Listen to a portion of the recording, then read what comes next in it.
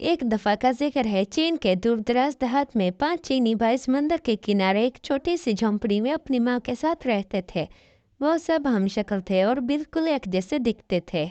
इन सब चीनी भाइयों में कुछ ऐसी खसूसियत थी जो और किसी में नहीं थी। पहला चीनी भाई पूरे समुंदर को निगल सकता था। दूसरे चीनी भाई की गर्दन लोहे की थी। तीसरे चीनी भाई अपनी टांगे बहुत बहुत दूर तक फैला सकता था। चौथे चीनी भाई को आग नहीं जला सकती थी और पांचवा भाई अपना सांस बहुत देर तक रोक सकता था। हर सुबह पहला चीनी भाई समंदर पर मछलियां पकड़ने जाता था और शाम तक जितनी मछलियां पकड़ता था इनको बाजार जाकर अच्छी कीमत पर बेच देता था। एक दिन समंदर पर जा रहा था, पड़ोसियों का एक लड़का भी इसके साथ हो लिया। इसने बहुत मना किया लेकिन लड़का बाज नहीं आया।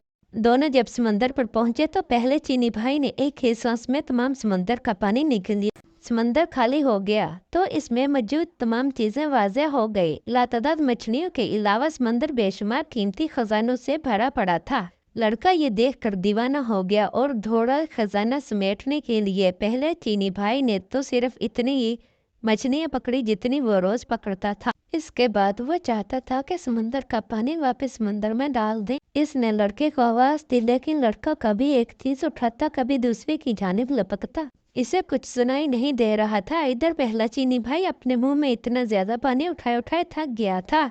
बस बहुत हो गया लड़के, अब वापस आ जाओ। उसने फिर लड़के को आवाज दी लेकिन इसने नहीं सुना। इंतजार करके पहले चीनी भाई जब बेहाल हो गया और इसकी बर्दाश्त से बाहर हो गया तो इसने वो पानी समंदर में उगल दिया। इसके साथ वो लड़का भी पानी में गर्क हो गया। पहला चीनी भाई जब गांव में अकेला वापस आया तो गांव वालों ने इससे लड़के के बारे में पूछा लेकिन वो कोई जवाब ना दे सका। गांव वाले सब समझ गए कि इसने लड़के को मार दिया और उन्होंने अदालत में जाकर इसकी शिकायत कर दी। सिपाही पहले चीनी भाई को पकड़कर अदालत में ले गई और लड़के के कत्ल के जुर्म में इसको सजाए मौत सुना दी गई। हजूरे वाला, क्या मैं आखिरी बार अपनी माँ से मिलने जा सकता हूँ? पहले चीनी भाई ने जज से पूछा। हाँ, इतनी राहत तुम्हें दी जा सकती है, जज ने कहा।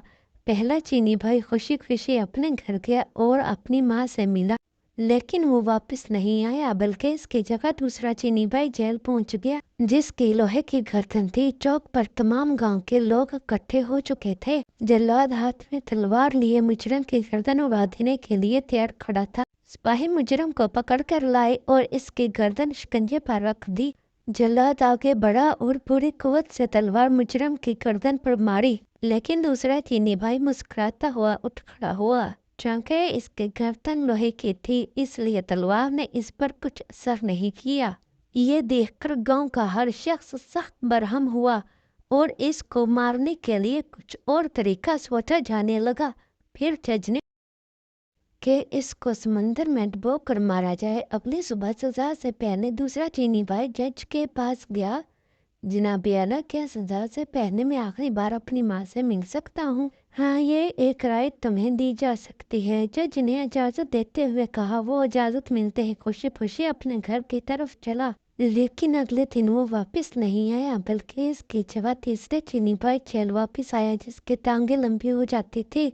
इसकी सजा की तैयारी होने लगी। सारा गाँव समंदर के किनारे जमा हो चुका था। सिपाही इसको कश्ती में बिठाकर समंदर के दरमियान में पहुंच गए जहां पानी गहरा था और तीसरे चीनी भाई को उठाकर पानी में फेंक दिया।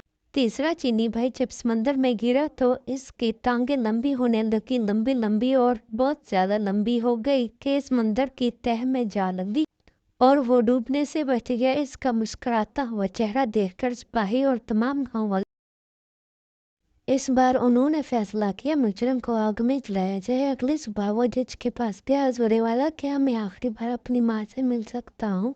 हाँ, तुम्हें इतनी राहत दी जा सकती है। जज ने न चाहते हुए भी इसको इजाजत दे दी। वो खुशी खुशी अपने घर की तरफ दौड़ा लेकिन माँ से मिलकर वो वापस नहीं आया बल्कि इसकी जगह चौथा चीनी भाई वापस आया। गांव वाले चौक पर जमा हो गए और सिपाहियों ने आग का एक बहुत बड़ा अलाव दिखाया जिसके शोले आसमान को छू रहे थे। फिर चौथे चीनी भाई को इस आग में धकेल दिया गया।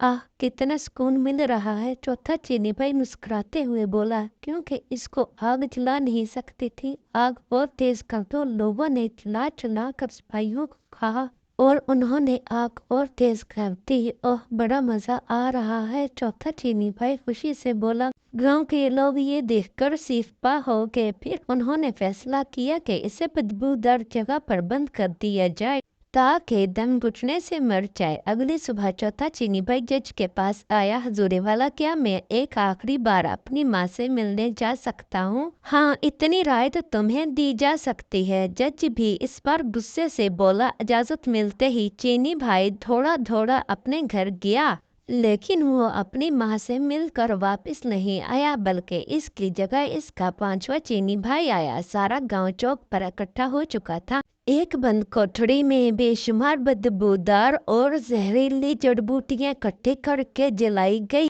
और पांचवें चीनी भाई को इस कोठरी में फेंक कर ताला लगा दिया गया। सारी रात जासूस में गांव वाले कोठरी के बाहर बैठे रहे। सुबह को जब सिपाहियों ने इसकी लाश निकालने के लिए दरवाजा खोला, पांचवा चीनी भाई मुस्कुराता हुआ बाहर निकला, क्योंकि वो बहुत देर तक अपना सांस रोक सकता था, इसलिए बदबू से नहीं मरा। लोग ये देख कर हक्के बक्के रह गए। जज आगे बढ़ा और बोला, हमने तुम्हें हर मुमकिन तरीके से मारने की कोशिश की, लेकिन तुम हर बार बच गए। इसका मतलब है कि तुम बेगुनाह हो, लिहाजा तुम्हें जुर्म से बाइज्जत बरी किया जाता है। अब तुम आजाद हो। तमाम गाँव वालों ने भी जज की इस बात से इत्तेफाक किया और इसका पीछा छोड़ दिया। वो खुशी खुशी अपने घर की तरफ दौड़ा, जहाँ इसकी माँ और चारों चीनी भाई इसका इंतजार कर रहे थे। इनकी बाकी जिंदगी हंसी खुशी गुजरी।